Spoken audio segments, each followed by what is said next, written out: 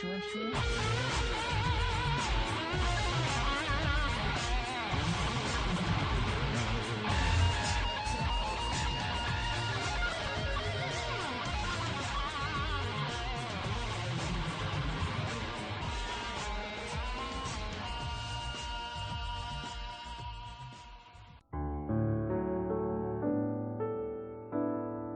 Oh, hey everybody, it's me, Dr. Stephen Greer, and you know something?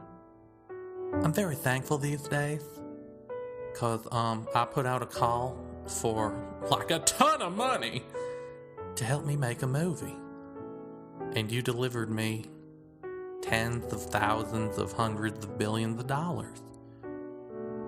And then it turns out that wasn't enough, cause if you remember, I've got a beautiful alien baby fetus in an undisclosed European nation just waiting to be studied.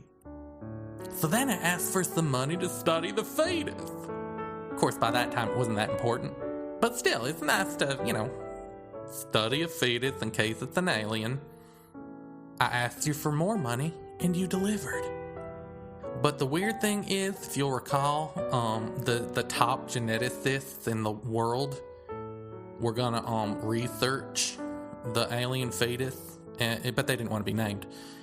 However, their names will be in the credits and their visages will be on the screen. And I think that this is thanks to your money. But still, it wasn't enough for me to incorporate geneticists, so I went one step above, okay, because that's the kind of guy I am. I go one above. And I got myself some cryptogeneticists. You might not be familiar with the term. It's a top secret geneticist term. Monology. Anyway, those guys are hard at work. And actually, it's going to be their names and visages on the screen as well in the sequel. Oh, did I mention the sequel? That's right. In fact, that's why I'm here, talking to you. So, we got enough money to make the movie. We got enough money for the genetic research. But then I got to thinking, why don't we make a sequel to the movie we haven't made yet about our search for cryptogeneticists? Because something tells me that the geneticists, although they are the top in the world, still don't want to be identified, but they will be in the movie. They're not going to be able to come to any conclusive, how would you say, scientifical consensus about what is represented, although clearly an alien fetus. It's just a feeling I have. Something tells me. So I was thinking in the sequel, the crypto geneticists will tell us precisely what it is. But I don't want to spoil anything, because neither film has been made, although one of them has been fully funded. And because of your donations and your belief in me, I just know we're going to be able to make a sequel. So I want to thank you again for your past donations and the donations you're going to make right this second. Because 2012 isn't the end of the world. It's only the beginning of a whole new world. And I'm going to lead us to the promised land, which is probably in the cold of space on a ship. Nowhere near life-supporting organisms. But, we do what we can, right? I'll see you in 2013. And remember, give me your money, and then also remember, and maybe remember this first if it helps, I love you. Paratopia. Jeff, it didn't take us long to come back and start doing the show again, did it? Yeah, together again, huh? How are we doing this time? Good. I think there was some sort of plot where I came back to the island and you were the smoke. I don't know. It's all a blur to me. I'm just going to leave that all behind. That's probably better off, yeah. Much like the ending of Lost, I'm just going to say, you know what? Forget all that. It's about the characters. It's about you and me, Jeff. Yeah, we're dead. Inside. So a lot has happened It's funny. A lot has happened since we left in the world of ufology, and yet at the very same time, it has stayed the same. Nothing at all has changed. No. Do we want to address any of that?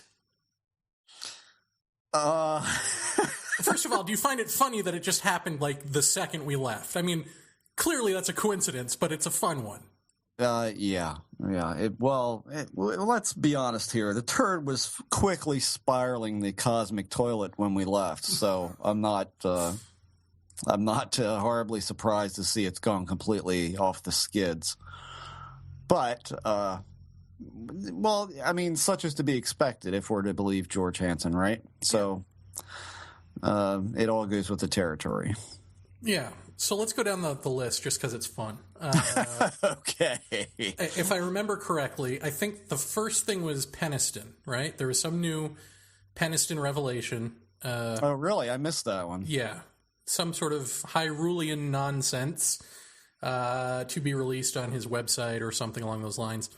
Oh, fascinating. Then you had Nick Pope fall out of grace.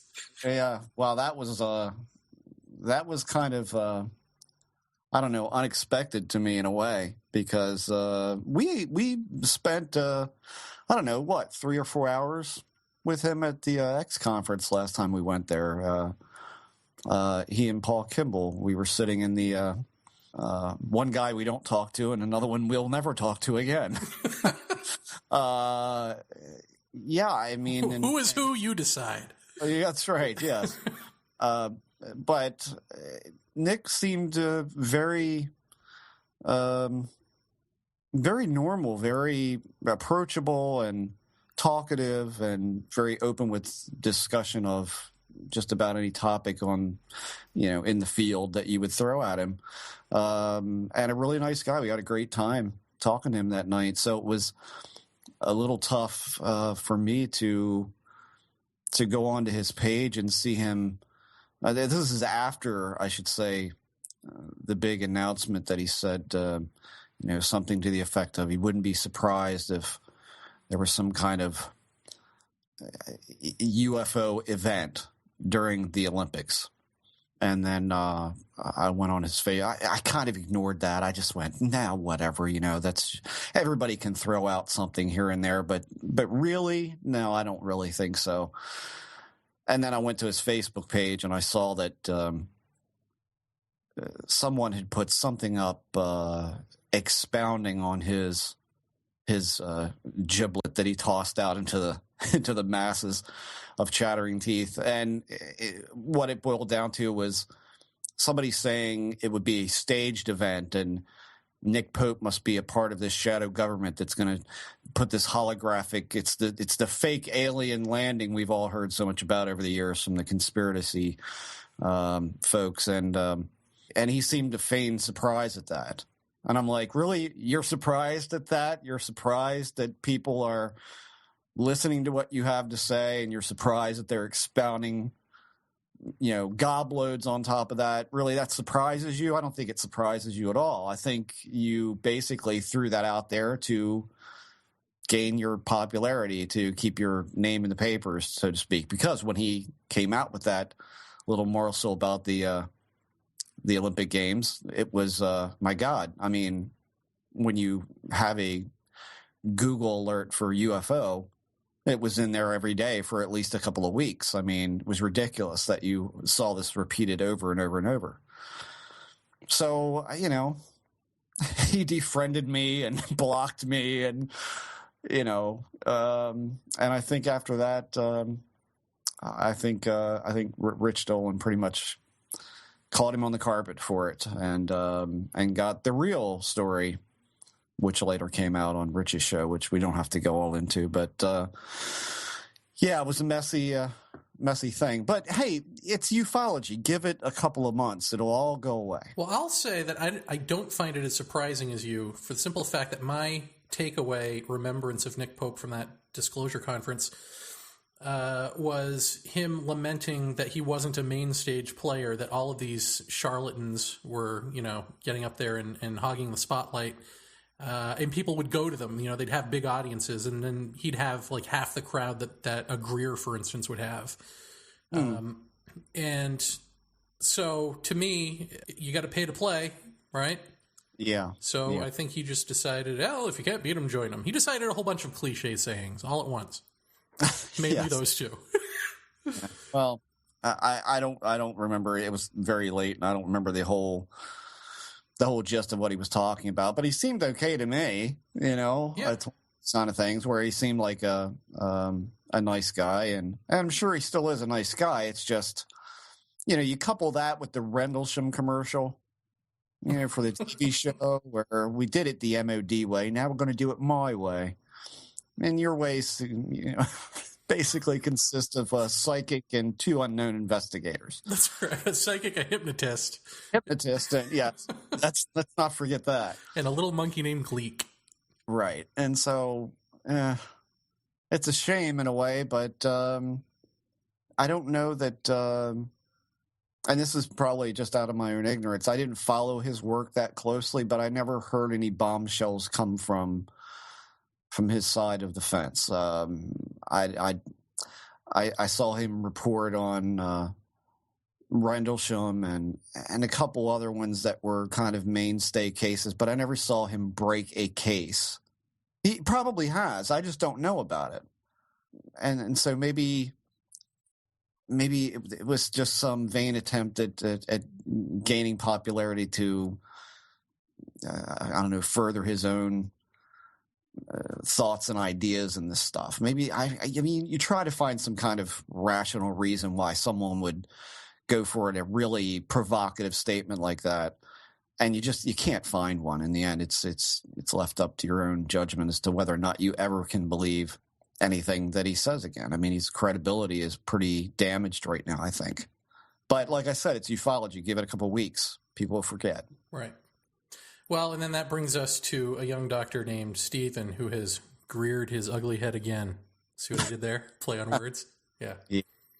I'll give you time to laugh. Go.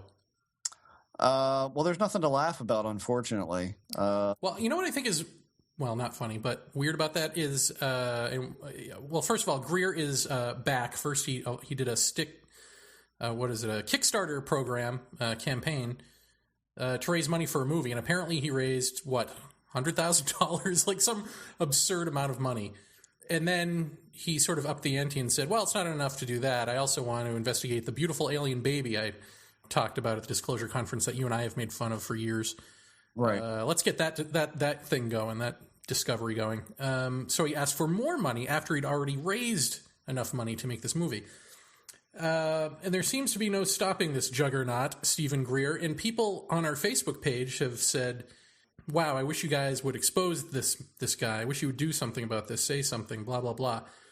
You know, maybe even do a show with Tyler Kochjohn about, you know, Greer's alleged top geneticists working on this alleged alien fetus. And the more I think about that, the more I think this dude's been around for over a decade now, right? And it doesn't matter who takes him to task. There's always, as you know, as you've said a million times, you know, 50% of the people are going to believe him and 50% aren't, or whatever that breaks, you know, whatever that statistic breaks down into.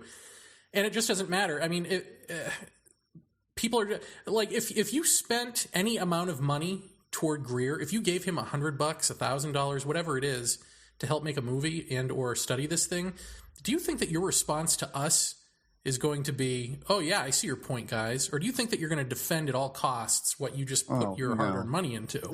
Exactly. You're going to defend it to the ninths. I mean, it's, to me, I mean, we saw him speak again at the X conference in DC. I think it was the time before last, if I'm not mistaken. I think we had been to two. I mean, I don't know what, I mean, we should do a show. We should do a show about exposing him.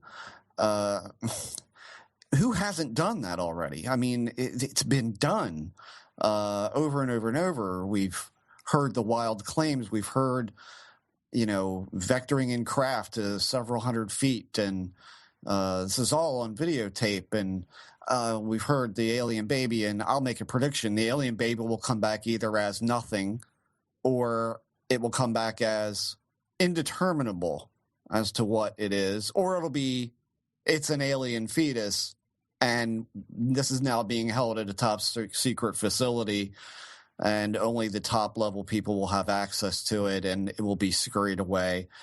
There won't be any kind of, pass around the hot potato for everyone to examine and draw their own conclusions on. That's my little prediction, is that it'll be one of those three scenarios. But either way, nothing is going to come of it of any real consequence. I'm just taking a stab out of here, knowing the past track record. I don't see anything coming out of that. But what really sickens me the most is the amount of cash flow that this guy gets to make a movie, to do a lecture, you've got to hear him speak, is all I can say. You've got to sit and listen to him as he tells everyone in the audience that the majority of people out there who are having alien experiences are actually being abducted by some sort of mechanized alien created by the government to make us fear the aliens, but he's in contact with the real extraterrestrial beings. Oh, if you're me, you're infuriated. And it's like a Meyer thing. It's the fix is already into any kind of rebuttal that would come forward for that would be, well, of course you're traumatized by your experiences, and of course, this is what's happened to you, and it's very fearful. But Greer is talking about the other side of the coin, which is that these beings are friendly, and I don't think any of it has any basis in reality at all. I think that I think that I don't know what I think about that. It's so incredibly disheartening to me to see someone like him be so immeasurably successful in this field. Based upon what? Going out and meditating underneath the stars for people and charging them absurd amounts of money to do this with him. And, they see a light, or they track a satellite or something and call that a UFO and say they had a contact experience. I mean, come on. I think people are attracted to certainty, and I think that's what he provides. It's no greater mystery than that, for any of these cult leader types who... They're certain, this is the way it is. And if you stick with me, you're going to get that, or you're going to get some, some piece of it. You're going to feel it, you're going to see it, whatever. And then you want that. So you pretend that you did. You pretend that light in the sky is a UFO when it's a plane, or you look at his picture of a backlit moth and you go, yeah, that's probably an alien. It's like, yeah, it's all wish fulfillment shit. But what he does with this film, in the little trailer that I saw, is he actually has clips of this little alien fetus, which, funny enough, at the Disclosure Conference, he was pantomiming cradling this beautiful alien baby. Right. Yeah. How amazing it was. And this was going to be the big thing that some European corporation had a hold of, blah, blah. And in the trailer, it's like, yeah, we're going to test it. It's no big deal. It's like just kind of the way he verbalizes the importance of it. It doesn't sound that important in the overall scheme of what he's doing right now. But at the same time, you see pictures of this thing, and you see men, top geneticists or whoever, manhandling it without gloves. Which, yeah, as Tyler Kochjon pointed out, top geneticists, no gloves. That just doesn't, an extraterrestrial entity. I mean, none of that makes sense. So it's right there. It's right before your eyes. You don't need us to say anything. You just need to point out these guys are flipping this thing around without gloves, and it's supposed to be a being from another planet. So, And then I had asked you, do you think that that human contamination of DNA evidence is going to be the next part of the con from now on, where they get to do these genetics experiments, but because they manhandle them, the result is, well, we can't tell. There's too much human DNA in there. We can't. It's inconclusive. And you had said no for something like this because you could take a core sample from within the fetus, which cannot be touched by people. But what about something like dare I say, David Jacobs' panty collection, or something along those lines, where it's supposed to have alien DNA on it. If we were to challenge him and say, the testing now is available at a cheap price, if he or whoever the woman is with these panties is touching them, would that contaminate it to an extent that I'm sure it would. Yeah, I'm sure. Because it's just funny to me that Tyler was all excited about this DNA testing, because he's like, this is it. This is the way that you can prove or disprove any of their claims. And I think that they're going to find a way not only to get around that, but to incorporate it into the con by being able to have inconclusive evidence, which the believer will then automatically assume means it's alien.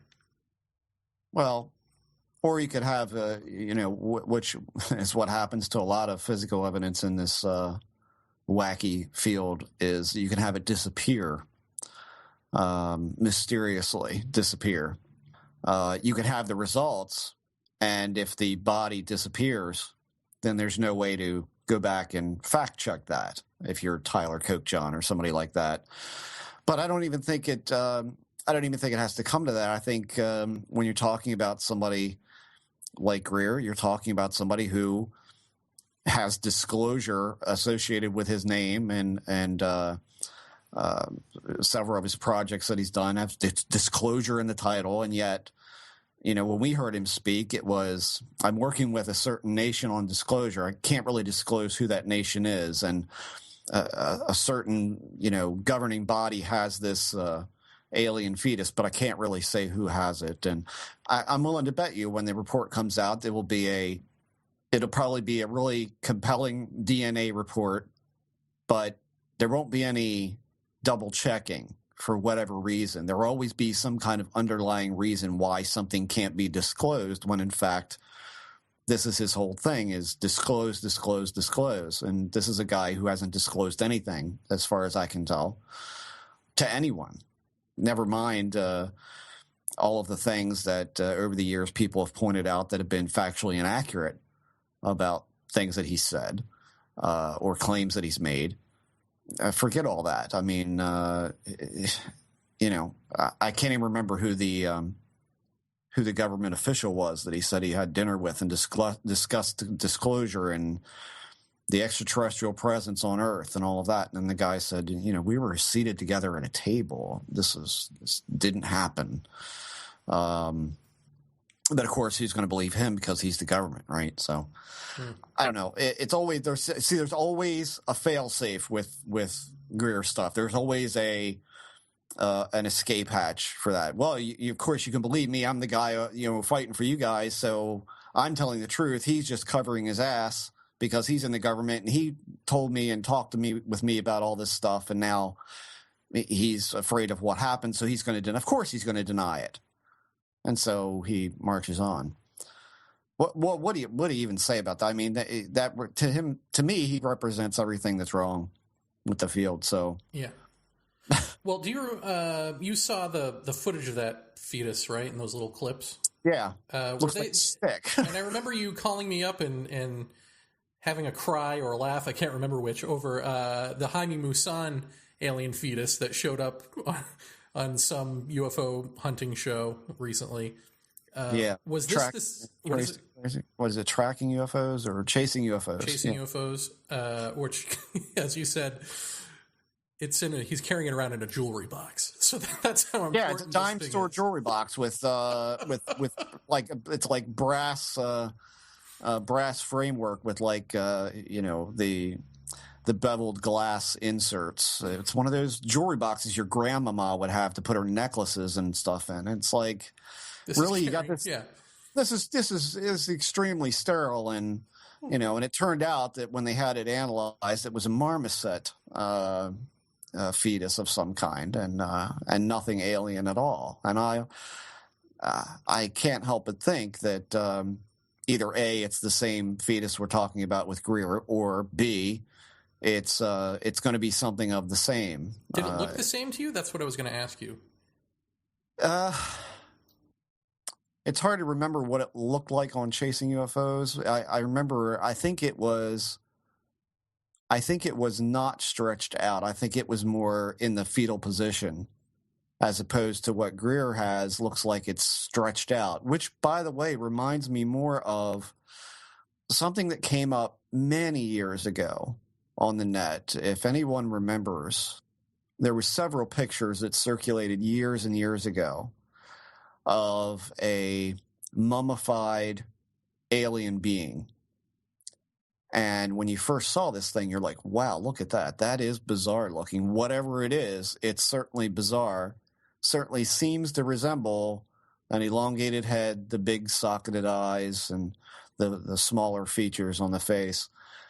And it turns out that it's actually a bean pod of some sort. I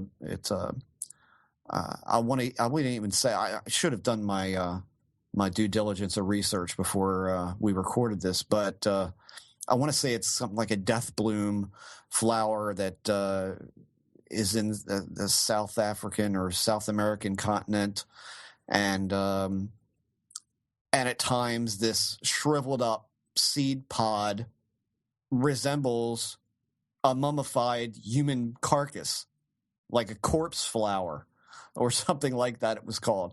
But it was a completely natural thing that grew in the ground. And you know, they're not uncommon to, when they dry, to take on this husk of a corpse. And this one decidedly looked alien. That's what Greer's alien being looks like to me, just at first blush on seeing it on the screen. So whether that is what it is or not, I don't know. But I'm sure if you guys look on Google and look for like alien plant or alien seed pod or something like that, I'm sure you'll come across this picture that was circulating years ago. I'm sure it's still out there. I'm sure there's people who have big write-ups on it. But it's a natural plant. And finally, in the realm of pure ufological craziness, Jeff Ritzmann, of all people, decided to get back into photo analysis for ETS, for what you have called one of the best UFO photos you've ever seen. And I think you meant that all around, not just the photo itself, but came from a credible witness. Yeah. Nothing to gain and everything to lose by bringing this out. All of that. So now that you've gone on coast to coast with this, you've had a thread up on ATS. Yeah. You've been down this path before with photos and video. Have you learned anything new? Or do you see a change in the way people respond? Or is that also the same?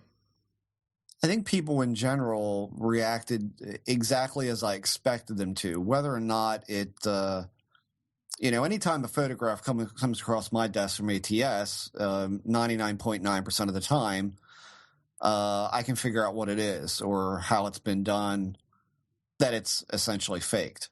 And I think I want to say this the right way.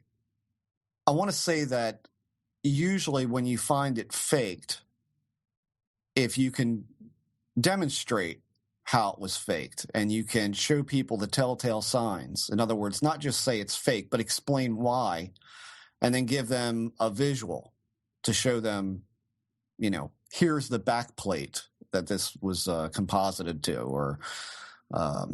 or here's the disc from this photograph, which is a hoax, but now it's been composited into this and colored a different way. And then, yeah, I think, you can get through to most of the people. There are some holdouts that will never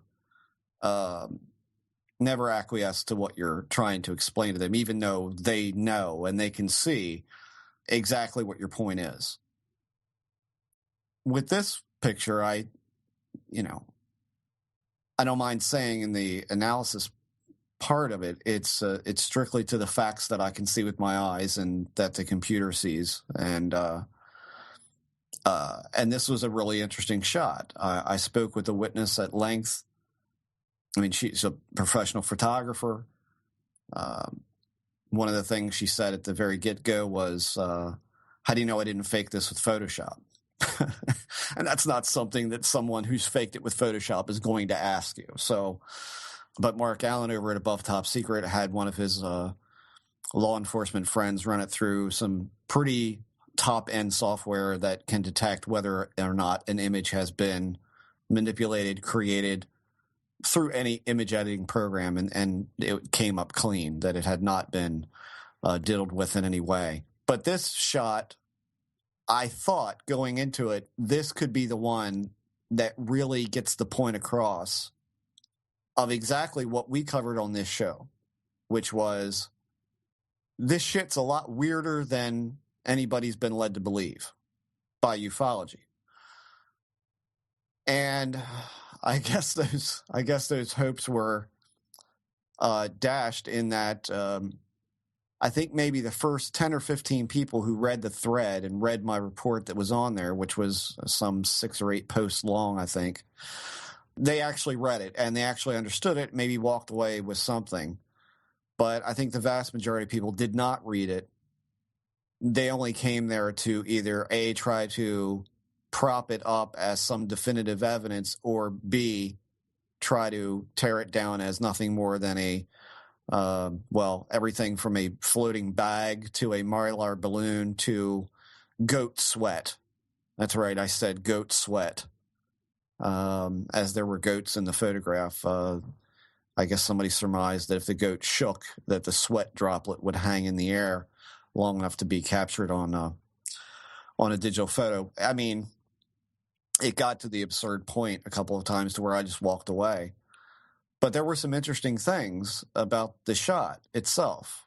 There was channel-specific data in there that without knowing how to process the specific channel, no one would have ever seen the data that it hid in its channel-specific way. And if anybody hasn't seen it, you can go over to ATS and look it up. It's the Crete, CRETE photo from Greece.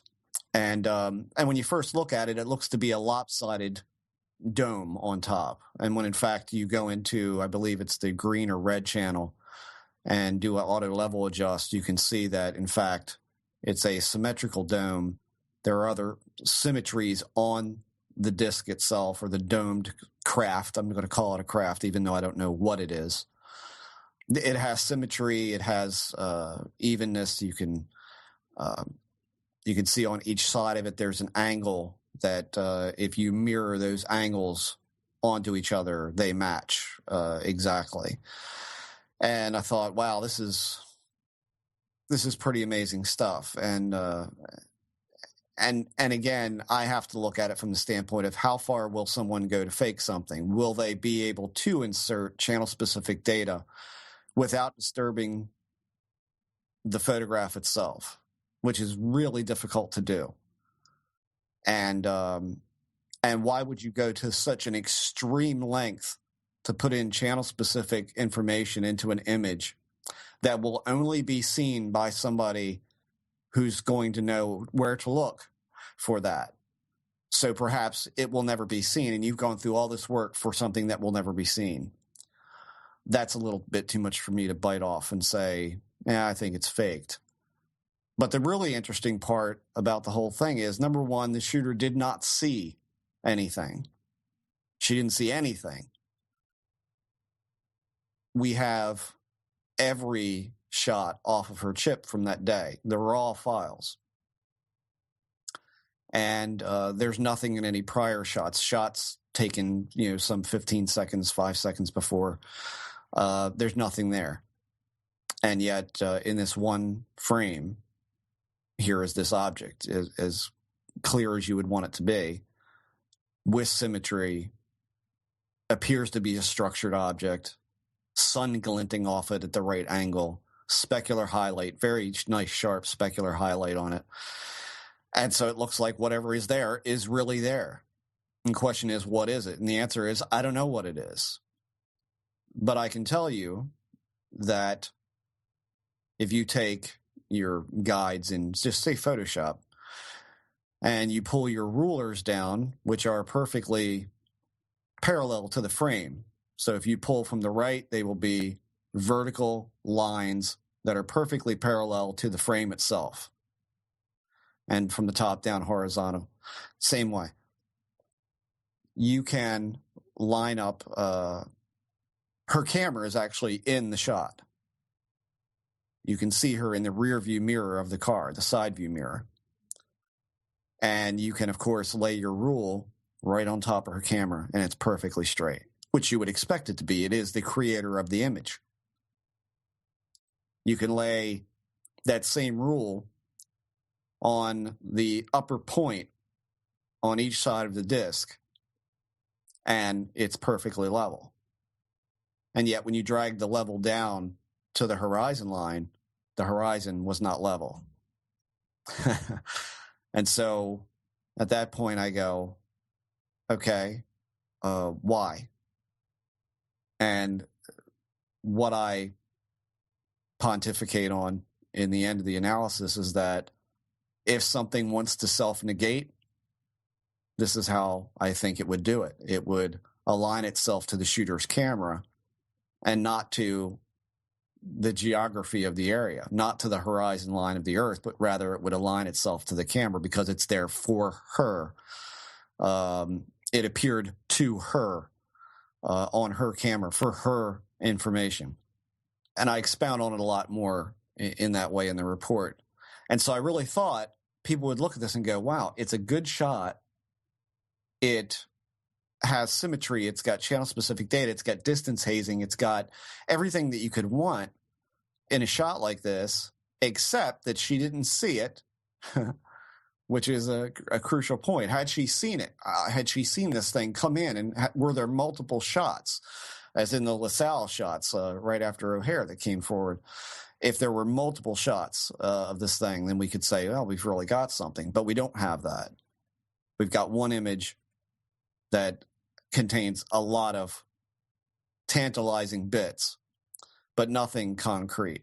And it's certainly, I certainly can't say this is representative of this phenomena. I can say I don't know what it is, and I still don't know. And I'm still looking at it every day. Every goddamn day since then, I've looked at it, and I still can't figure out what it could be. Well, you can also say that characteristic that nobody seemed to latch on to that seems important to you is one that you've talked to someone who's considered a top analyst in the field, who had told you that, yeah, he has seen that too. Yeah. But doesn't talk about it because it's too strange. Yeah. I mean, it's one of those things where I felt, I felt when I discovered that, in fact, the object was level with the camera, that, that could be an easy way for someone to say, well, it's faked, because, how often will someone look at the horizon line when they're faking a photograph? But in fact, there's no sign of anybody tampering with this thing in any way whatsoever. But has there been cases before? I asked several researchers, have you heard of this kind of thing? And these are guys with a lot more, veteran history in this field than I have. And I said, have you ever heard of such a thing, of an object aligning itself with the camera, and you have pretty good indication that it's a good photograph, that it's not fake, that it is a genuine unknown object for the time being, at least? Have you had this before? And all of them said, yeah, I have, actually. I mean, what do you say to that? I mean, I think I put in the report, that these things tend to cast doubt upon themselves. And I think you've already got a measure of doubt because the witness didn't want to come forward with her real name. I put in the report, though, an interesting thing is that she, as I said, she's a professional photographer, and her art photography consists of a hell of a lot of large and misshapen heads and very exotic-looking features and eyes. When I visited her Facebook page,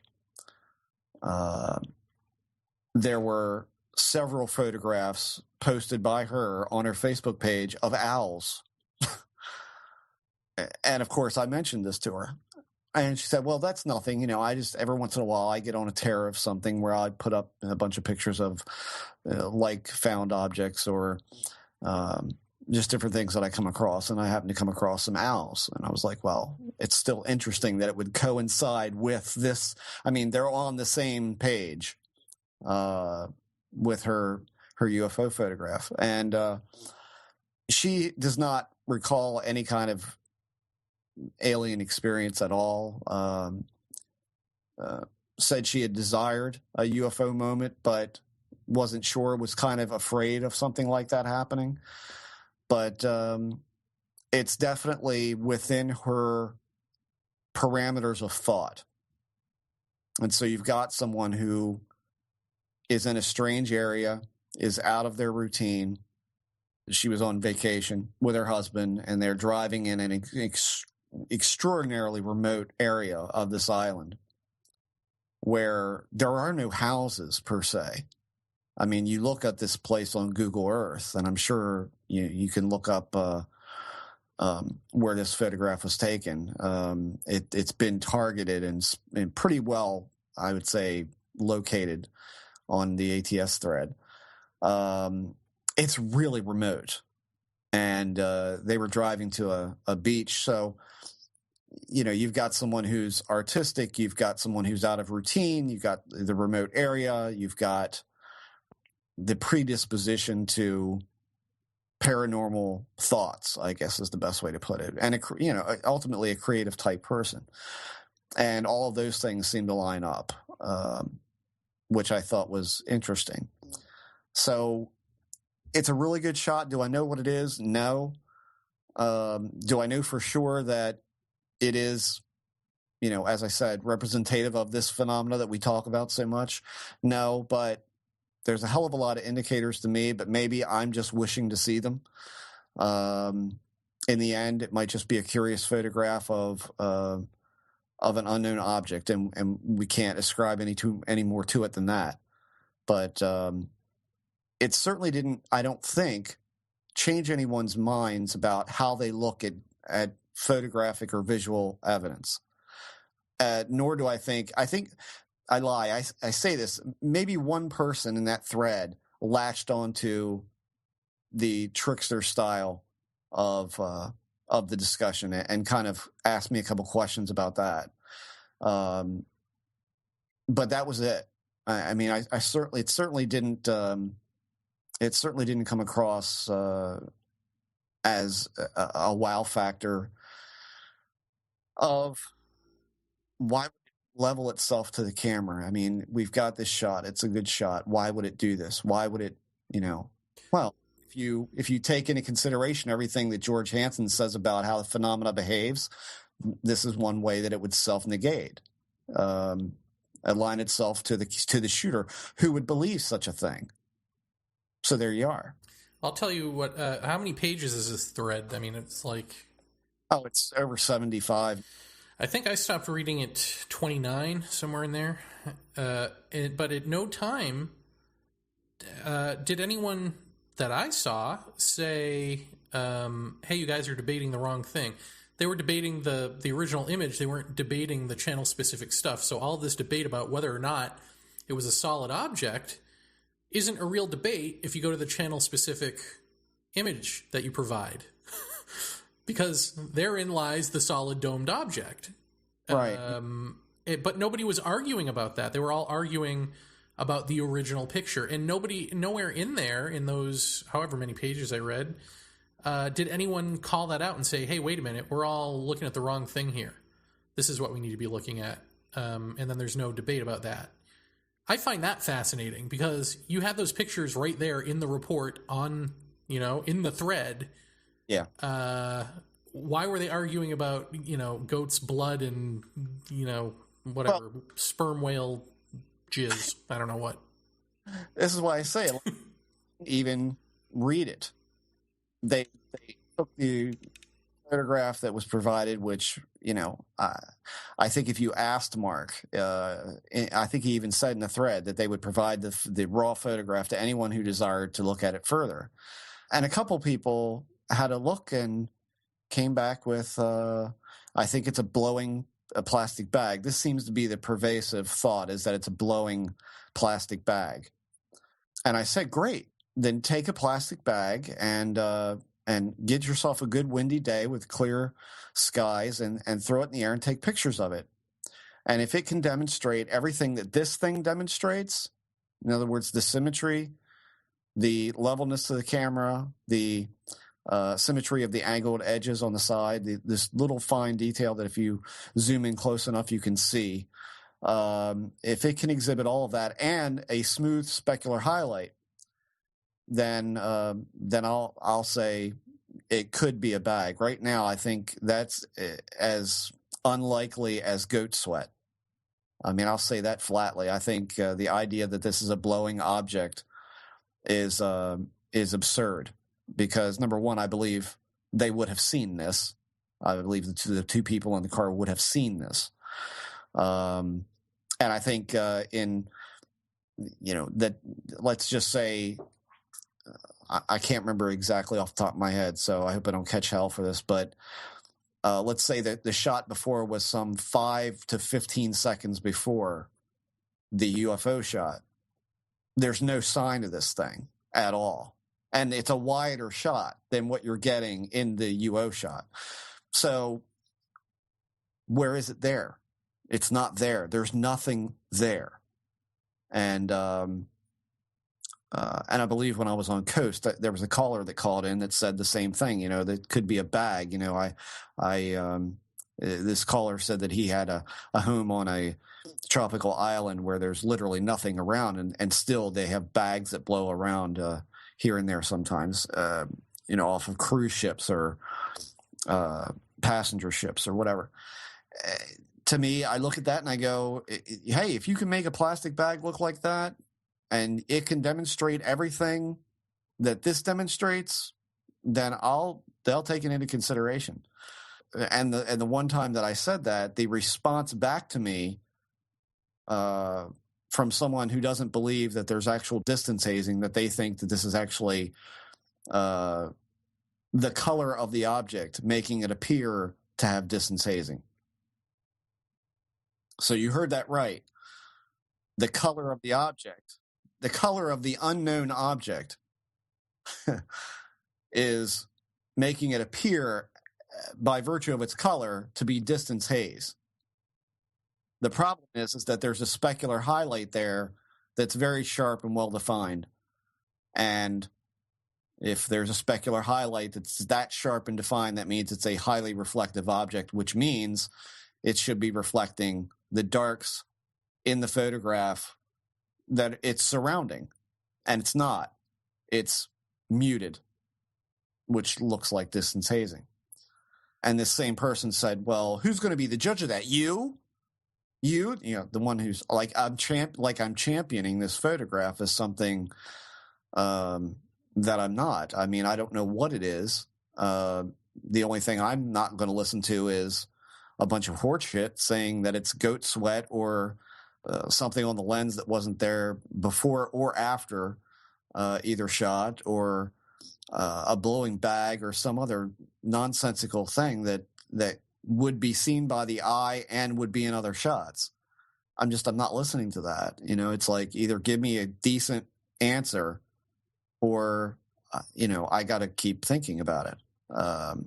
But people got really, it always goes by the same kind of steps. You start out and it's people saying, wow, great job on that report. That's really fascinating, which mutates into, I think I have the answer to this, to I know what this is, to you're a fraud and you're being bought out by ATS, or you're this, that, or the other.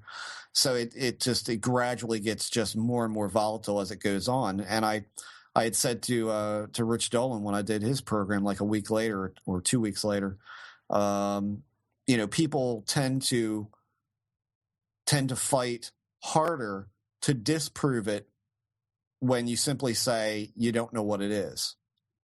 And I guess by virtue of how many cases that I've done there on ATS, I guess that they put me forth as some kind of authority, of which I'm not an authority on anything other than looking at an image and being able to tell either how it was made or if I don't know what it is. But there's that perceived authority there that has to be dethroned, and I can make a name for myself if I can make him look like a fool. And so you get into these circular arguments that really aren't worth your time at all and are ultimately counterproductive to what you're trying to do. And so there's that whole dynamic going on there, which is just becomes really aggravating. And I think ultimately, no one has come up with a good answer for it. I haven't, and nor has anyone else. And the thread continues right to this day. Not nearly the fervor that it was when it started, but certainly I would say there's a core group of maybe 10 or 12 people that are still reading it and are commenting, and it's split right down the middle. Some people are still championing that it's a plastic bag, and I've picked out some plastic bags that I might test this with, but it's not high on my list of priorities. Well, I'll make a prediction. No one will ever test the plastic bag hypothesis because they know it's not a plastic bag. And they know that they can't duplicate this by using a plastic bag. So that's just that's my guess at this point. I don't know. But yeah, that kept me busy for the better part of a month, I would say. Did it make you not want to do that anymore, or would you still be open to doing more analysis if the photo was right? You know what? I think it was more that I got direct access to the shooter, and that she was so open about what she did for a living. Admittedly, I asked some very odd questions. I don't follow the form fields of ufology. And in other words, the standard questions. I got into questions like, how familiar are you with altered states? All sorts of anti-structural questions. And she was very honest and forthright about her answers, and they came quickly. I mean, she responded instantaneously with emails. And when I asked for the raw shot, I got the raw shot within a matter of a few hours. When I asked for the entire chip contents, I got the entire chip contents, even shots that had absolutely nothing to do with this outing. I mean, just nothing to do with this like beach shots of them at the beach. I got the whole thing without delay. And so I could tell this is not somebody who's trying to pull one over. This is someone with everything to lose. Even if they were going to fake something, they would still have everything to lose. So real or fake, it wouldn't matter in the pretense of the shooter. They would lose either way. And so I found the conversations with her really interesting. And I found the shot to be one of the more confounding ones that I've come across. It confounds the shit out of me, and that's a good word for it, confounding. What is her take on it now? She wrote me a while back and said, the thread has gone on so many pages now, I can't keep up with it. What is the end result of all this discussion? What have you found out? And what has the membership at ATS found out? And I wrote her back and I said, nothing. We have nothing. We've got an object we can't identify that seems to be some distance from the camera, to be of some size. Of course, it's impossible for me to tell how big the thing is without going there and actively taking measurements, from the shooter's position, roughly calculated to a stationary object like a rock. It's really impossible to tell how far away it is. But it looks to be, by the distance hazing, by the level of focus that you see, it appears to be some distance away. Certainly not as far away as the far landmass, if listeners want to take a look at it. There's a far landmass on the other side of the water that another peninsula juts out on. Certainly not as far as that. But, I wouldn't be afraid to say 10% of the way to it, 15% of the way to it, maybe. Certainly closer than further away, but of some distance and therefore of some size. I found it interesting. Again, I almost find people's reaction to it more interesting than the phenomena sometimes. And this is certainly one of those times where you had people fighting just as hard against it as for it. And in the end, the ones who stay around are the ones who are arguing against it being something anomalous. And then it becomes kind of a I know more than him type of thing, which is going on right now in that thread where somebody is logged in and some anonymous internet name who claims to have more experience with this stuff than I do.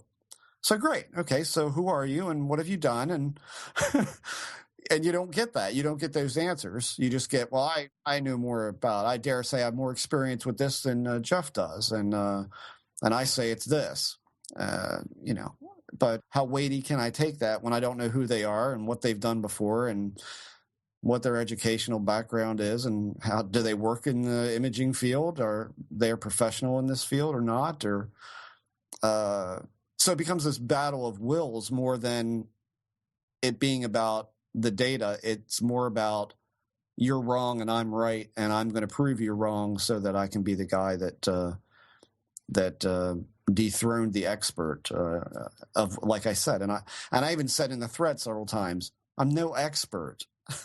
I'm just a guy who's been doing this a really long time, and I know what I'm looking for. That would be the definition of an expert. But it's well, what about her? Has she? I remember you saying that one of her reactions was she had toyed with the idea of going on ATS herself to defend herself, and you had sort of talked her down from that. And I almost, in the trickster realm of things, that's your gateway into more and more and more. Do you know if she has had other experiences or other things trying to draw her into this? No, I actually haven't talked to her in some weeks now. I think, the last time I talked to her was when she wrote and asked about where the thread was going and what we had found out through that thread. And Mark and I both said nothing. It's stalemated and there doesn't seem to be any good explanation. That's the last time I really spoke to her. Although I would sure think that if she'd had anything odd happen in her life, that she would have written me. Because I told her, I said, keep your eyes open, notice the little things, little synchronicities or things like that. And that's before I even mentioned any synchronistic things. She had said, this is the one thing that came up in conversations with her, is that she said, I have that thing, and you have to understand there's a language barrier here because, she's not American, doesn't speak English. That's not her first language. She said, I have this thing where I'll think about someone and then the phone will ring and it'll be them, no matter how long it's been since I talked to them. I said, yes, synchronistic events, things like that. She goes, that's happening a lot more now than it ever has before. And that was after this shot was taken. So I found that to be interesting. I don't know how it's affected her mindset. I think she doesn't really think about it. I think she's incredibly busy with her career. And I don't think she has time to really focus on it. I think she's got too much going on to really pay that much mind to it. Especially when, you're going to people who you think should have answers for you. And when there's no answer, as I've said before, when you're looking at photographs, your best success is abject failure to explain what it is. And so she shot a picture of an unidentified object in the air that has some very interesting characteristics to it that point to this phenomena. Is that what it is? I don't know. So I think it's easy to dismiss it when it's like that. I think if it had been something they'd seen with their own eyes, yeah, I think that was a thing that came up a lot in the thread was, well, the shooter didn't even see it. This is very telling to me. That pretends that what this phenomena would behave like. In other words, this thing must have flown in from somewhere. And so in one of these prior or post shots, there must be some hint of it flying away. Well, who's to say it was even flying? You know? I go back to Terrence again. Maybe what you saw was a disc in the air, not a flying saucer, not an alien craft. We've asked the question a lot on this show. The flying objects that people see that are representative of this phenomena. If you could open them up, would there be anything inside, or would it be like an onion that would just be layer after layer after layer until you wind up with nothing at all? I don't know. I mean, for her point of view, I think I think maybe she thinks it's a very special shot, but I don't think she's really thought that much about it, and I don't think anything's amped up for her. Or I'm pretty sure she would have written me and said, "Hey, I had something weird happen. Does this follow this sort of thing?" But I haven't got anything like that. But I'll have to write her this week and see what's going on. The other sort of question I had specifically for you is, on our last episode together, you went over this this sort of hypothesis of this all being emanating from Mother Earth in some way. Have you thought more about that? Have you looked more into that? And what's your thinking on it now? Not at all. Perfect. I mean, I'm honest. Not at all. I have not thought about. I've not thought about that actually since we did the show. Odd. I have thought more about. I've been listening to a lot of McKenna, and I've read some Jung lately, which almost seems to make more sense to me. It depends on which way the wind is blowing as to whether or not I think it's Mother Earth or the collective unconsciousness that's unhinged from the ego. I don't know. I don't. I certainly don't throw that out as any less valid than any other thought. But I will say this: I think as 2012, the 12/21 date looms closer, I think you're going to see more wrinkles of weirdness.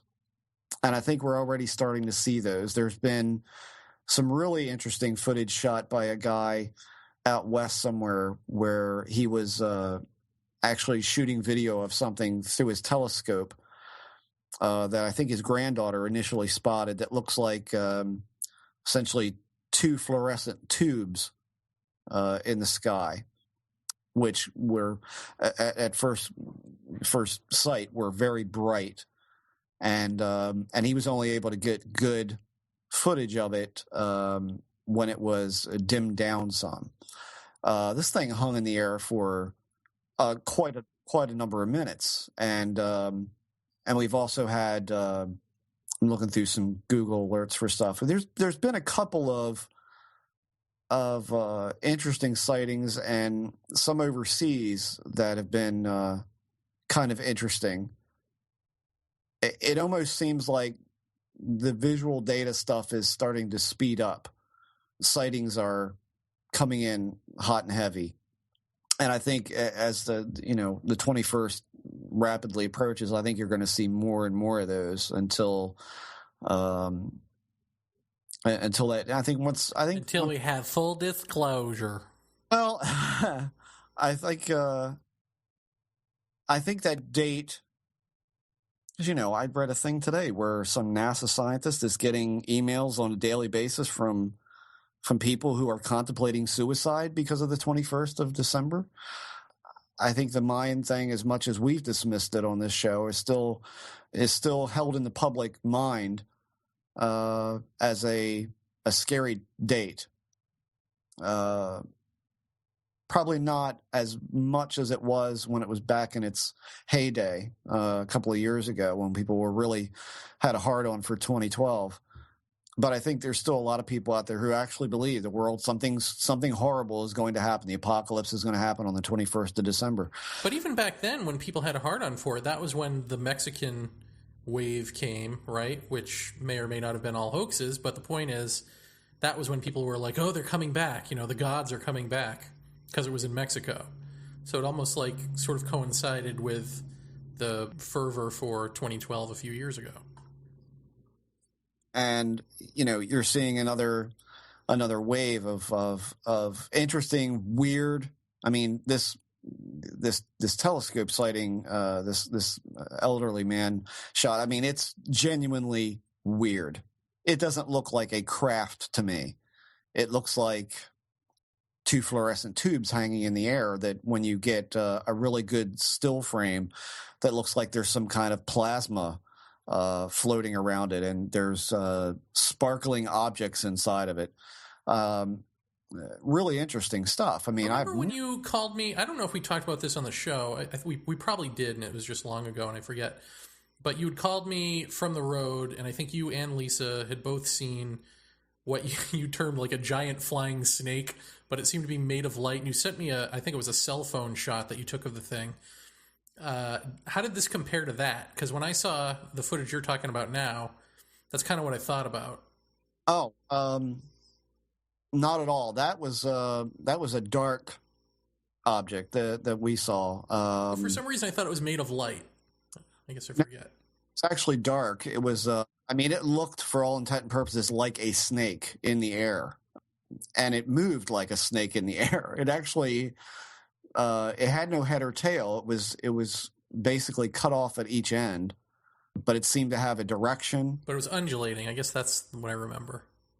Yeah. I mean, it was moving like a snake through water, like a water snake swims, just curling back and forth, and heading down across the Interstate 95. I mean that. I had forgotten about that. That's decidedly different from this sighting that I'm talking about now.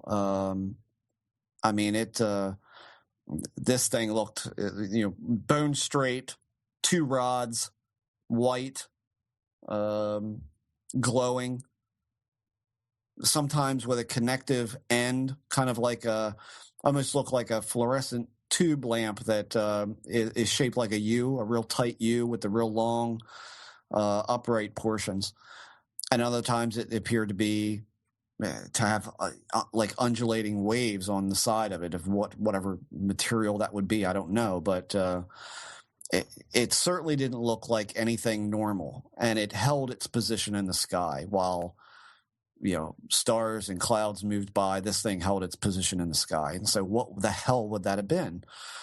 And you're seeing more and more of those kind of not craft sighting, but just odd things in the air that don't make sense to us as craft. And that may be the way that this whole thing is going. I mean, maybe the Crete was the last of the discs. Who knows? But I think you're going to see more of those as time goes on. Maybe even after the 2012 date is passed. I mean, maybe there's going to be a gradual coming down off of that hysteria that might have some kind of, I don't know, import to the ufological stuff. Who knows?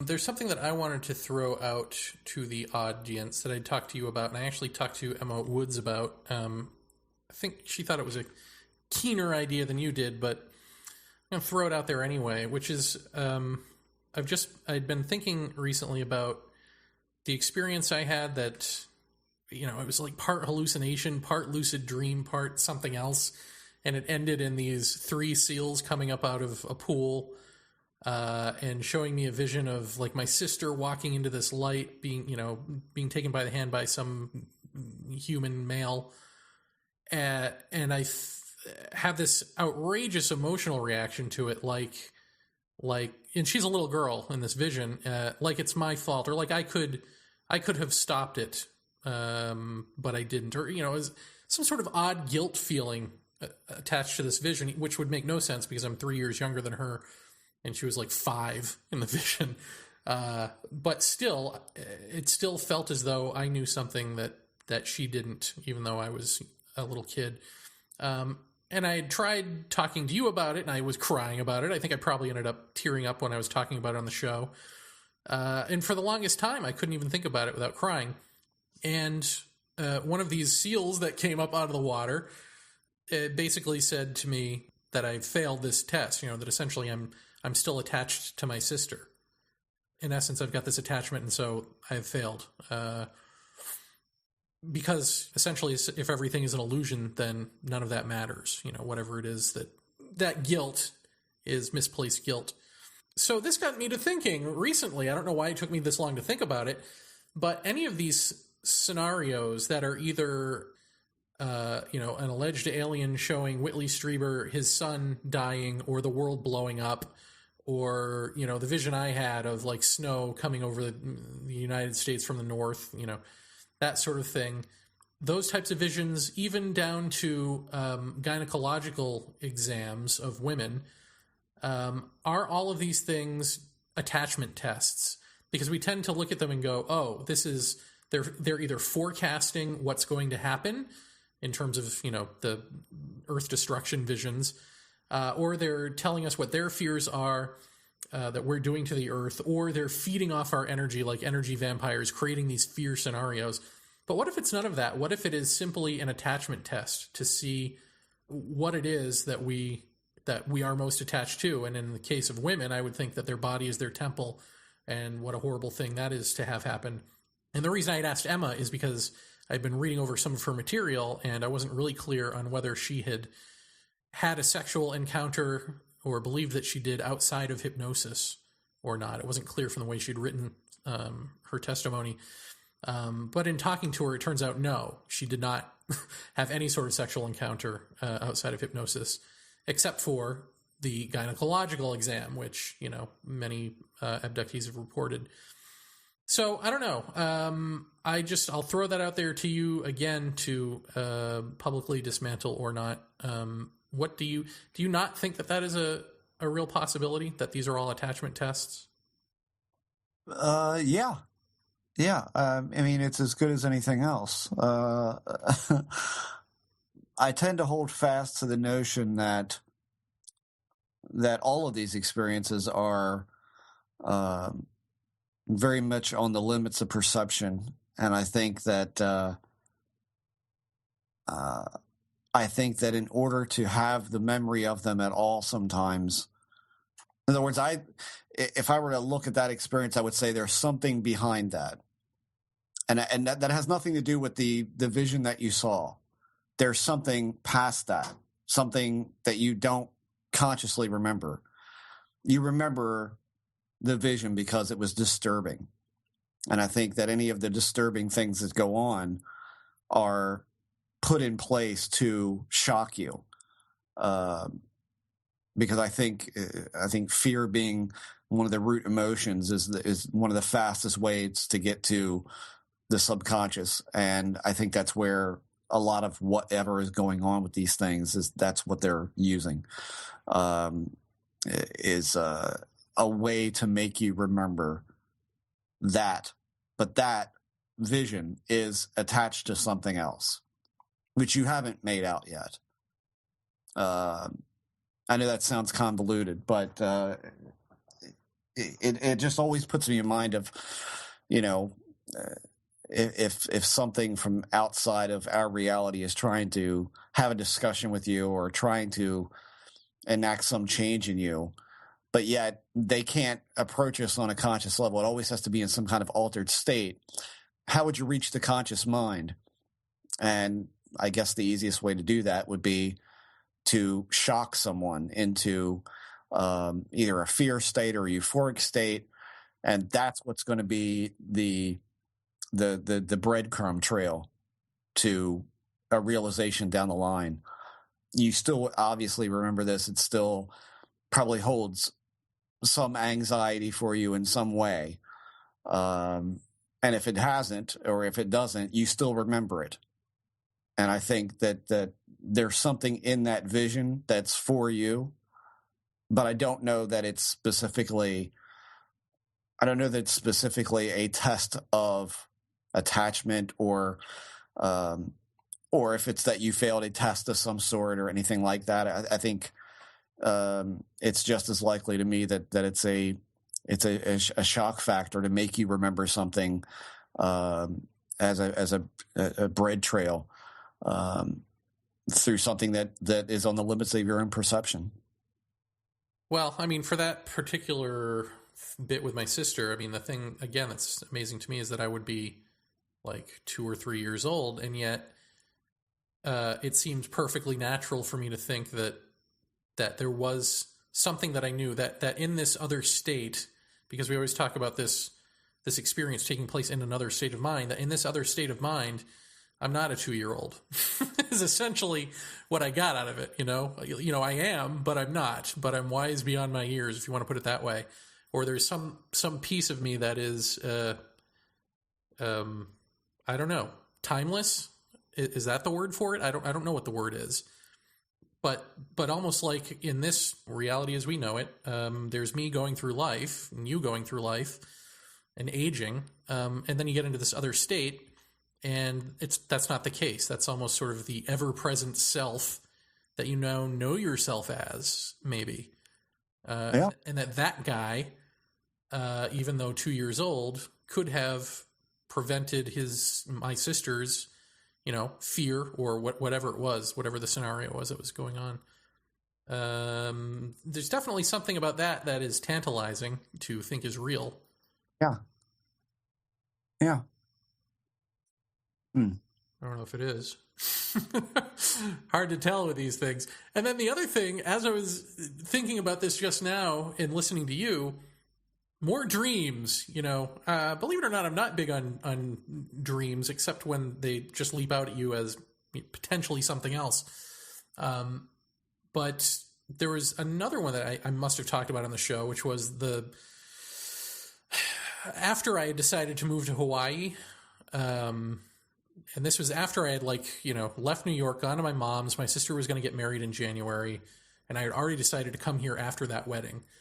I had this dream where I'm out in the bay out here, and this dolphin starts talking to me about how I have to get there right away. I've talked about this on the show, yeah? Yeah, I think so. Okay. So it didn't make any sense to me because this sort of, you've got to get here now. I already was going to get there now. It's just I had to go to my sister's wedding, so, get off my back. But as I'm thinking about it now, I don't know why this didn't dawn on me, and I know I didn't talk about this on the show, but I was actually, at some point, when I was at my mother's, I met a gal who had invited me to come stay with her in California indefinitely. So I wonder if that was what that was in response to, was like, no, don't go to California, come here now. And then I look at how everything unfolded since I've gotten to Hawaii, and pretty much the timing of being able to find the place that I'm living now and find a job right up the street for me in walking distance because I don't have a vehicle.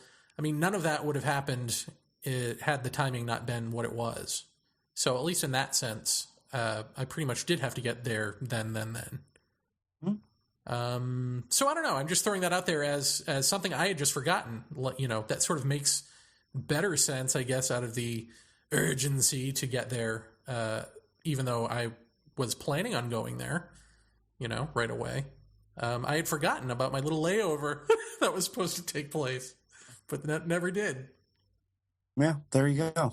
So that's what's been on my mind lately. I haven't really had any experiences that are worth fleshing out, I don't think. I think to what you just said, I think as much as I hate to say it, I think Whitley is partly right when he says that these experiences have more to do with our reality than we give them credit for. That you do have to wonder what is pulling the strings to make certain opportunities happen and certain things happen, for what reason. I mean, ultimately, I think probably you getting to Hawaii it probably had everything to do with you getting a place and getting a job and all of that. But I think there's another reason for that that may be yet to present itself. and Well, you better hope not, because the other part of that dream was the dolphin telling me exactly what was going to happen, which is, something destroying the East Coast, and then everybody moves west, and then they're stuck in California, and they're going to think that they're going to be able to take planes to Hawaii, but they're not, because the airlines are going to be down. And then I remember you saying to me, even recently, well, why the hell would anyone go to Hawaii? Why would that be the place? I mean, we're still stuck on gas and the same sorts of things everyone's stuck on. But I was thinking about this, and if something were to happen in the country and everyone were to want to go somewhere, geographically it makes sense to go, oh, Mexico, Canada, but really, if you're thinking in terms of the United States, the last state is Hawaii or Alaska, I guess. Yeah. Yeah, but I think I think I have to go a little Red Dawn here. If this country was destabilized in such a manner that half the country was underwater or something like that, I think we'd be in prime pouncing position for anybody who wanted to take control of whatever the part of the country they wanted. And I think probably Hawaii and Alaska would be first on the list, unfortunately. Maybe this is where I'm glad I live on a big island with a big military base. I don't know. Yeah, but who knows? I mean, who knows what any of this shit means? We shall see. In more concrete-ish news, the Project Core stuff is all in. That's all said and done, and we should be, starting to look at that relatively soon, yeah?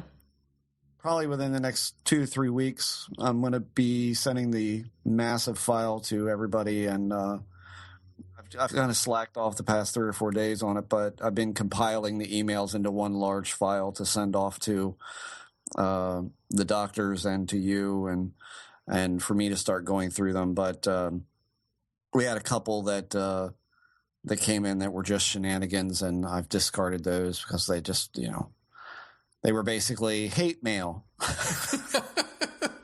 Very few. Very few of them, but at least a couple. So I had to get rid of those. But yeah, next 3 to 4 weeks, we'll have everything compiled together in a nice, neat Word document that we'll be able to read through. Cool. Have you had any experiences of import? Oh yeah. Oh really? Yeah. Well, I mean, the stuff at the house has I would say has amped up the past couple of weeks. Let's see. Going backwards from today, I was alone in the house not this past Sunday, but the Sunday before. And again, heard someone walking around upstairs, opening drawers, closing drawers, walking to my room, opening drawers, closing drawers.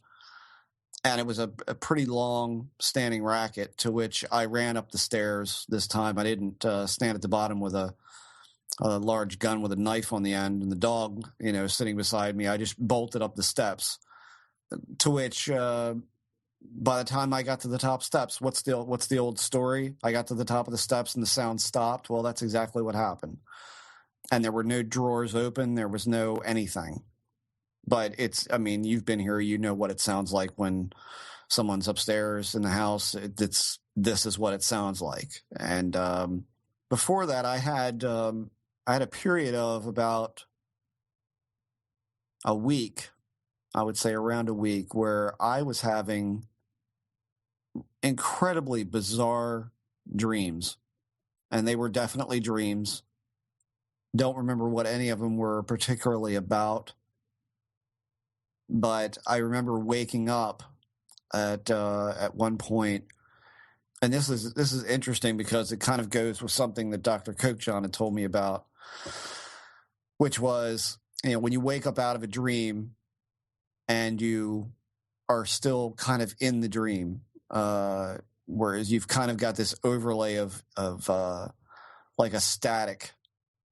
We've talked about static vision before on this show. I woke up out of this dream, and clearly there was static. I looked towards the window because there was light outside, and I kind of, this was about 3:30, 4 o'clock in the morning. I just woke up out of this intense dream and looked to the window, very much awake, and saw this sparkly static all over my vision, but more noticeably in the dim, glow of the floodlights outside coming through the window. And I shut my eyes, and I saw vegetable machinery. I mean, all matter of bizarre stuff, a la the mushroom. And A la your Mother Earth hypothesis. A la Mother Earth hypothesis. I mean, gears turning, bizarre kind of tinker toy appendages working. And then I would get this incredibly bright flash of white. And a couple times there was a face that emerged, this is with eyes closed, but very much awake, very much lucid, and thinking to myself, wow, this is wild stuff. I'm going to keep watching this for as long as I can keep myself awake. And as I'm watching this, I see this face come out, and the face goes into an exploded view where the eyeballs come out a foot from the head, and the teeth come out a foot from the head, and the nose comes out, and the hair all juts out straight, and the ears disassemble, and kind of, I mean, just bizarre stuff. And yet then there's another flash of this light that actually comes from the center of my vision, and it's very quick, but you can see where the origin point is. And I had the thought that whatever these, like I saw small spherical things that looked buggish that seemed to be working at something and kind of seemed to be looking back at me and then looking back to what they were doing and furiously working like this frantic, chaotic pace. And then there would be this flash. And when the flash would go off, I would jump a little bit and go, ooh. And then I'd kind of look back again, and here would be these things all kind of looking at me, and then they'd go back to working again. And none of these things had a body per se, or hands or anything like that. They were just kind of odd appendage, multi-spider-legged things that were working at building something, at building a scene. And then I would get another flash, and I would see, after that flash would go away, I would see, for instance, the one that sticks out in my head the most is a girl turning her face away from me. Just a nondescript female that was looking at me and then turned away. And then it went black to seeing these little things working all over my vision again. And I thought, the thought went through my mind that these are whatever these things are that I'm seeing, they're the builder of dreams. This is what they're doing. They're building this vision that they're trying to show me. They are creating the dream. And eventually, I must have slipped back into it because I fell asleep, had another dream, woke up out of that dream to see the same damn thing again. This furious, gear-churning little bug men working with my eyes closed. And I remembered Tyler telling me the chemical that is produced in your brain that affects your ocular nerves is destroyed by light. This is why you can remember a dream really well while laying in your dark room. But the minute you get up to go to the bathroom and you turn the light on, you have a hard time remembering it. You have a hard time picturing it. And the visionary parts of your afterglow of a dream disappear. It's because the light actually kills the chemical in your ocular nerves that make you see things. And so I got up, I went in the bathroom, I turned on the light, and it didn't stop. I walked back into the bedroom. I sat down on the edge of the bed. I shut my eyes, and they were still working, and there were still these flashes coming. So that was a really interesting night. I don't take it as any more than, I don't know, a DMT dump or something I ate. I know I mentioned to you, maybe Rosian has something with the cheese thing. I don't remember what I ate that night. I think I told you, but I don't remember what I told you. But I remember I ate and I immediately went to bed because we ate really late that night. And I remember it wasn't more than a half an hour and I was in bed. So there was that. And then, last week I woke up at 8 o'clock in the morning, which is when I get up, and I'm laying there in bed reading through my email on the phone. And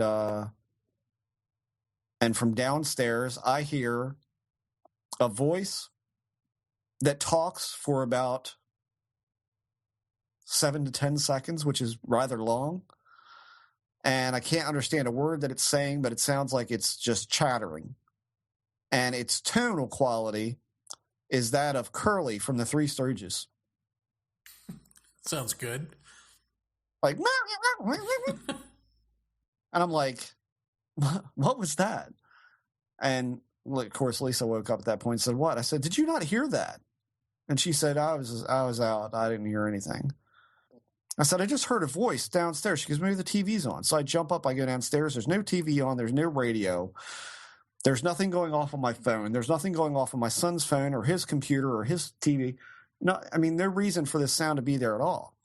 But I very clearly heard it. So I don't know what that was. Trying to think back to when we stopped the show.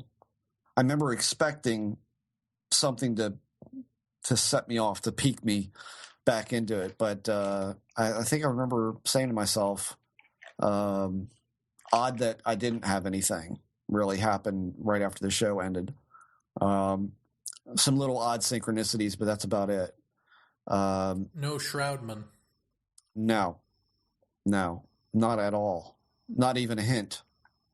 I'm sure there's been other stuff that I'm forgetting, but it's usually little things like a light going on, or I've had the bathtub turn on. Well, the water in the sink in the bathroom turn on twice in one night, which my son heard one time and got up and shut it off, and then he came back and sat down and it went off again, and I got up and turned it off. I think that's it. But just bizarre little things here and there. Haven't really stopped. Nothing earth shattering, nothing alien per se. But I thought the dream stuff was really pretty bizarre. Dreamweaver. Yeah. You saw Dreamweavers. I mean, I don't. I'll tell you what, they ain't the stuff of ballads. That was really strange stuff. I mean, really just incredibly detailed and vivid. With your eyes shut, I mean, these things were working and then would look back at you with no eyes. You could just tell they were looking at you, and then they would turn around and keep working again. Just bizarre stuff. And I've seen that same thing maybe 3 or 4 days ago. The same thing happened. I woke up and saw the static. I shut my eyes and I saw like machines working, that sort of thing. I'm sure it's, And you think that's a DMT dump? I mean, does that repeat? I don't know. Could be hypnopompic or hypnagogic hallucinations of some kind. I don't know. But I remember thinking the first time, where, especially with the exploded human head thing, I remember thinking, I remember saying to myself, that's nothing I could come up with. Because it was just beyond weird. In fact, beyond the weird of my own imagination. And even the little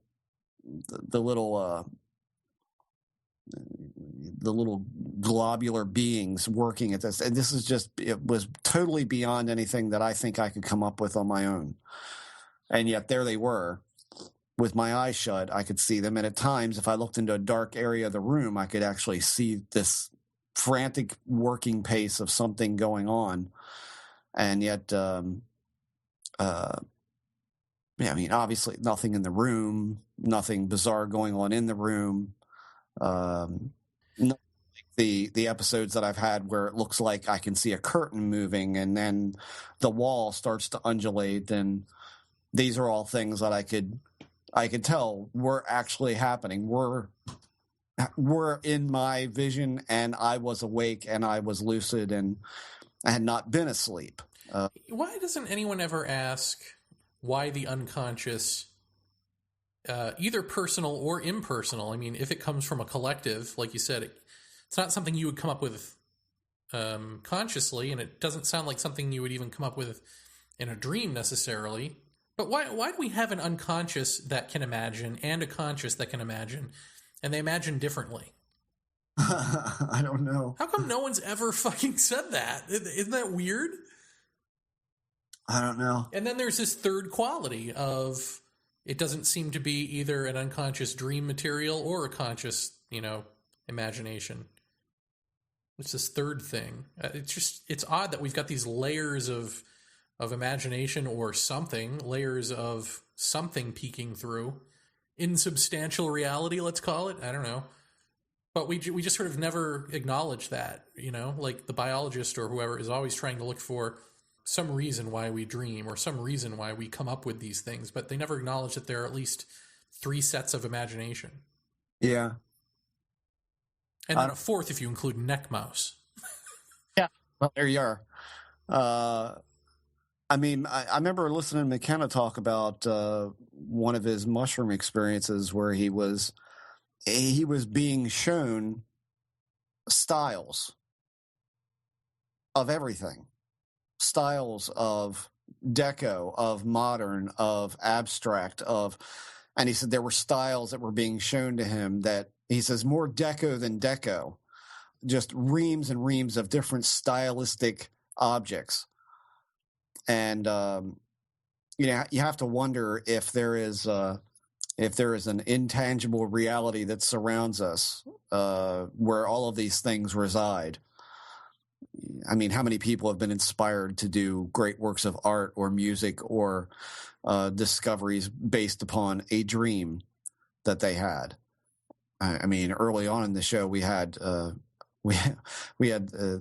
doctor working on the solar sail who was inspired by, for all intent and purposes, his mother calling him when she wasn't calling him.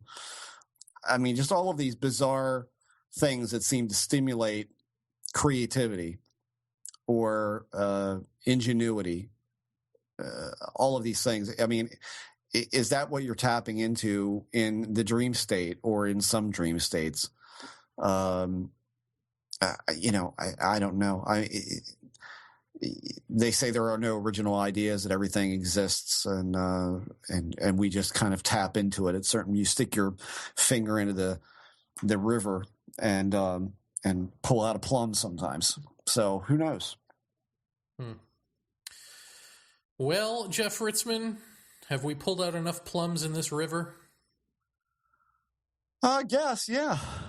Is it time to dam up the river?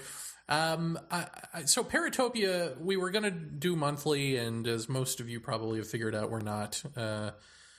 But it's a good idea to keep it open as a channel for us both, and to come back and talk about Project Core and all of that once we get that squared away. But that might even be a year from now or more, who knows. But it's always good to just keep it open, and I might do an episode or two with, there's one episode with Teokis, and I'd love to do if I can get the guest. And then I think I am done podcasting. I'm available to be a guest on other shows. That's fine, but I think I'm just done. However, the Jeff has had an interesting swerve of late. Yeah. Tell us all about it, Jeff. Well, Joni loves Chachi. Is that what this is? Yeah, I guess. Well, I went on Rich Dolan's show, which is on the Global Radio Alliance Network, and I was blown away with the production value of the network, because the week before I had been on Coast to Coast, which is basically they ring you up at 1 o'clock in the morning and say, it kind of goes like this. Hi, Jeff. It's Brad from Premier Radio. How you doing? Hey, good. Hey, hold on a second. And then you hear the radio show playing. And then all of a sudden, George Knapp says to you, Jeff, how you doing tonight? Oh, I'm good. How are you? I mean, you're kind of thrown in feet first to the live millions listening, and this was decidedly different. I mean, we had a producer that was coming on and talking to you and saying you're clear and counting you back in and all that stuff. Wow, this is the way to do a show, right? This is pretty nice. And so during one of the breaks, the producer says, "Jeff, I'd like to offer you a spot here." And I said, "I'm sorry, what?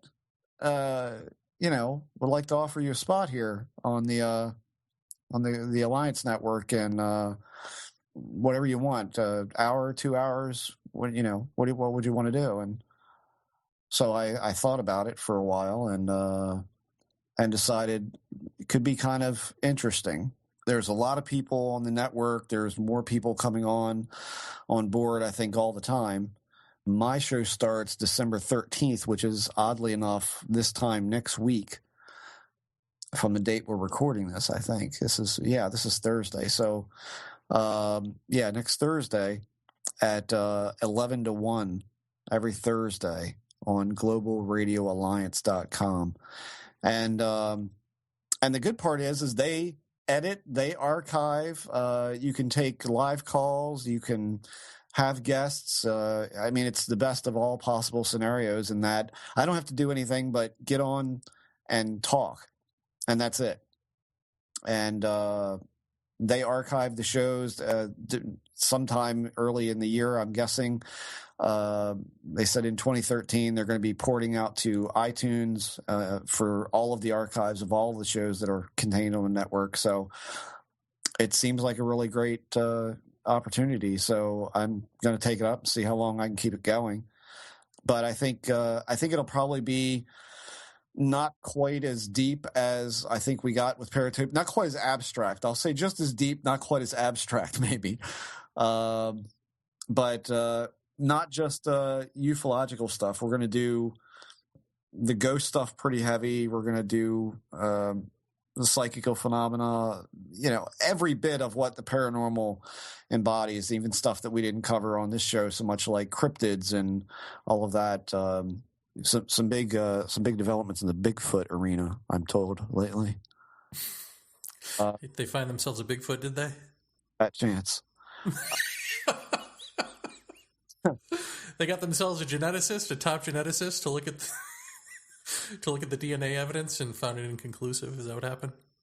Wild these days from it's going to be. I think it's going to be interesting.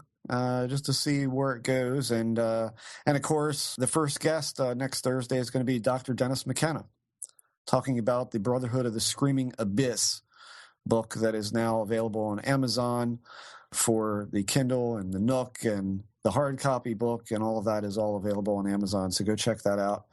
I'm going to take the first half hour of the first show and just kind of lay the groundwork of what I want to cover, and then talk with Dr. McKenna the rest of the time and take calls towards the last hour. So sometimes it might just be me. Sometimes it'll be me with a guest, and just see what happens. But hey, you know what? As long as I have to sit down for 2 hours and just talk, that's great.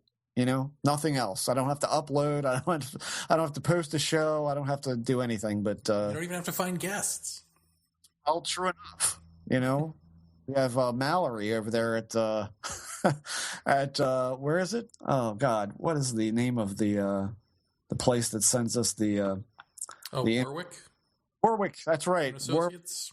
Warwick and Associates. Let's give them a plug. Just a bevy of great guests coming from them. Wait a minute. Are you being serious or no? No, not at all. Oh, okay, no. Good. I was like, uh-oh, is this where Jeff sells out? Do I have to... Can I edit this? But yeah, so... Well, all of this is too inside for an audience, but that's okay. That's all right. But yeah, so that starts next week. So I'm looking forward to talking to Dr. McKenna again. And what is the name of the show? Did you say it? Paranormal Waypoint. Paranormal Waypoint, yes. Yes. Cool. Well, that's awesome. I mean, who thought that of the two of us, you'd be the one to carry the torch further into podcasting or radio even? Yes. I don't know what I'm going to do. That's the spirit.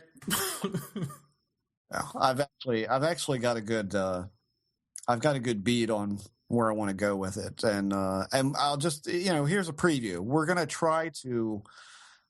I think a lot like Paratopia, we're gonna have guests on that normally aren't in the paranormal fields, so there's a lot more of that. But I think one of the things I want to try and press a scientist for, or even a skeptic for, is how do we redefine evidence? The whole thing with the photo analysis got me to thinking, how do you redefine what visual evidence can present, or how much weight can you put on it? And the answer is in visual evidence, not much. But how do we redefine evidence of a ghost? I mean, for instance, we're going to have probably Dave Roundtree come on, and I want to do a show about what people think ghost hunting is all about. Because we've all watched Ghost Hunters for how many years now? Almost 10. And we've seen, the EVP meters, and we've seen the DVRs and the night cams and all of that. I mean, does any of that really hold any water or not? I mean, according to Dave Roundtree, you don't even need to have a mic with a diaphragm in it. You can use strictly the coil off of a microphone because the EVPs are electronically based. So how do we redefine what evidence is in the ghost field? How do we redefine what evidence means when we're talking about ufology? Because I think there needs to be some kind of groundwork set for what are the rules of evidence that we have, and what can we expect this phenomena or any phenomena to give to us.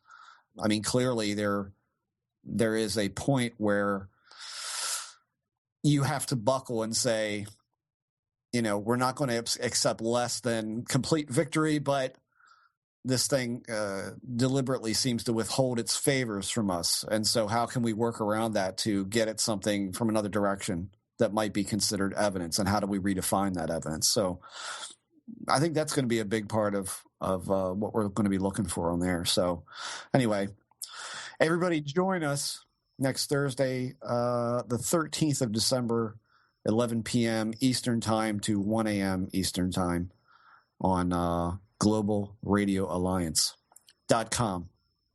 So do you think that there's a place for any future Paratopia stuff, or no? Are we still on the air? Yes. Yeah, I don't see why not. Well, am I going to go off the air and you're going to tell me a different story? What does that mean? No, I don't see why. I mean, I think occasional hi, how you doing? This has happened to me.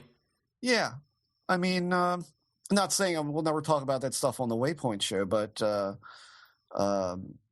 yeah, I mean, it's I think it's a good outlet for speculation, heavy speculation. Either they're very loose science or very tight magic. So yeah, I think it's probably worth leaving the door open on, but I can't say, like when is the next episode coming or anything like that. But I don't see any reason to completely, shut the door. We'll do the occasional holiday special. Yeah, maybe. Yeah. Not this holiday, but maybe next Christmas. No, this will be this holiday's special. Very good. Well, Jeff Ritzman, is there anything else you want to say before we go bye-bye? Nope. All right, everybody. Check out Jeff's show Thursday, and we'll be right back. Thank you again, Jeff, by the way, for, years of everything. Oh, well, it's been my pleasure. Hi, I'm Dennis McKenna, and you're listening to Jeff and Jeremy on Paratopia.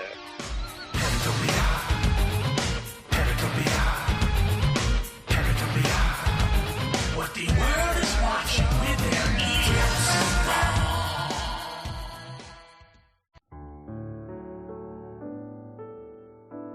Hey again.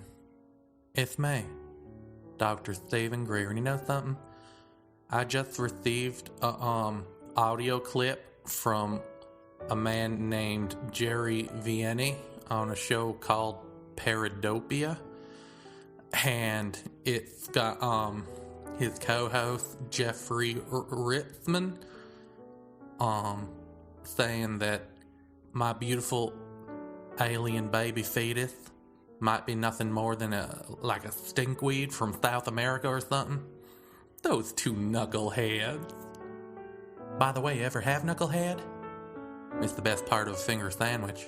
Anyway, the fetus isn't a stinkweed or a plant, although it is part of a plant-based species from the Galactic Federation of Light. Plants take in light, and then they give life, like the Galactic Federation does. Now you might be wondering how I know all of this. Better yet, you might be wondering how you can know all of this. Well, do what you do best and bear with me a moment, because once again I'd like to thank you all for helping me make my movie and my movie sequel. Now all I need is a little bit of startup money to complete the trilogy. Oh, did I mention it was a trilogy? And what will you see in that? Well, we had a very interesting thing happen on the way to genetic testing, the cryptogeneticists and I, which is that it turns out the beautiful alien baby wasn't really dead. No, wasn't dead at all. I got really up close. They started sticking it with needles and stuff, and it was twitching. So I pinched his little planty nose and breathed life into his mouth, giving him mouth-to-mouth resuscitation, and he came back alive. And he told us that all he needed was like a speaking spell and a umbrella and like a bike chain and some stuff, and he could call home. So if you give us money, we'll make the movie about the alien baby calling home. And then you'll see the baby in action. And then you'll know it's all real. Because you can trust me with your heart and with your money. Because like the Galactic Federation of Light and the plant beings therein, I'm just here to help. To spread love and peace. And, to make movies. So, if you want love, peace, and movies, and who doesn't, talking to you, America, then send me all of yours. Money, that is. I don't need your love and peace. I got enough love for all of us. Because I'm Dr. Stephen Greer. And I love you.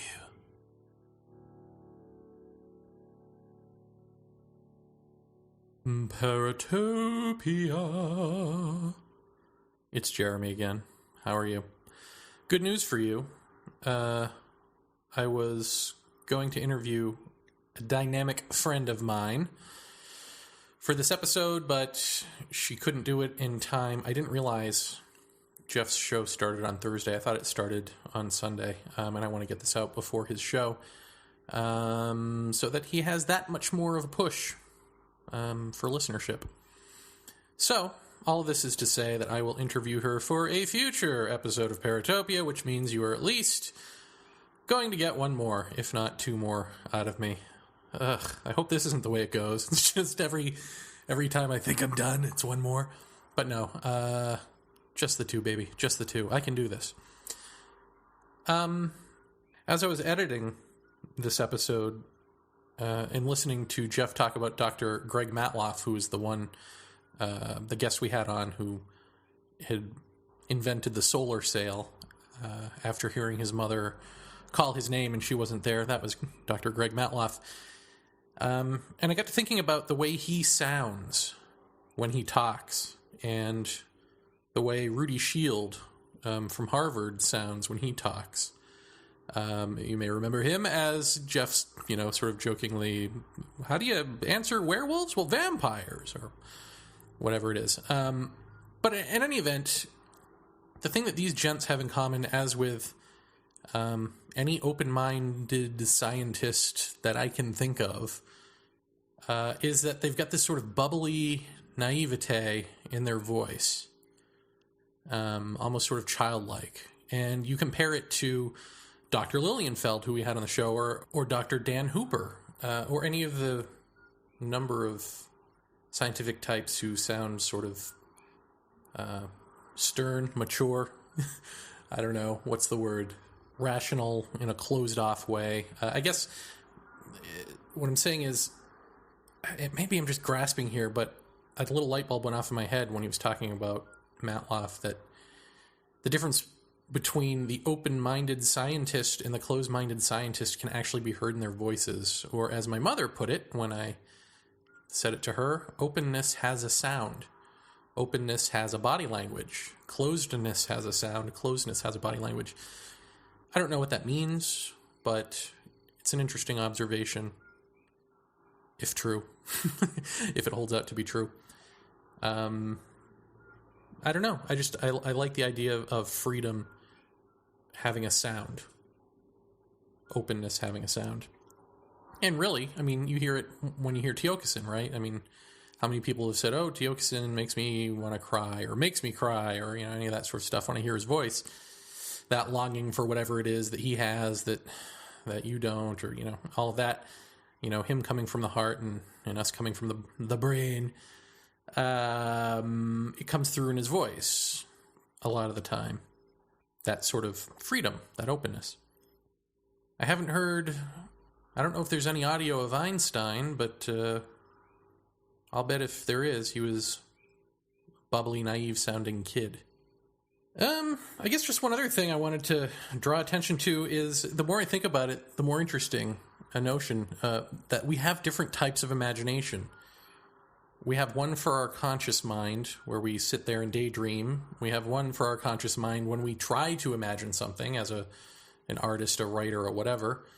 We have a different one for our sleeping mind when we dream. We have different variations of that. Lucid dreams, unconscious dreams, you know. There's schizophrenia. There's mental illness types of imagination that are uncontrollable, right? In the waking state. Then, of course, there's the hallucinogenic journeys, and so on and so forth. It's just interesting that there are all these variants on imagination, and then it sort of begs the question, what is imagination, and what are we? Are we a variant on imagination? I mean, I had the big I am experience, right? And I guess if you were in the room with me, you wouldn't have had the experience, so the appearance of it doesn't have the depth of it. Just as the appearance of the dreamer doesn't have the depth of the dream. Maybe one way to look at it is experiencing has a depth that the experiencer does not have, and that experience itself does not have. The thing that gives depth and richness and meaning is experiencing, which is the active interaction between experiencer and experience. Take that, Buddhism. Anywho, when we're not experiencing, what we're doing is reacting. Well, I suppose it's a different type of experiencing, right?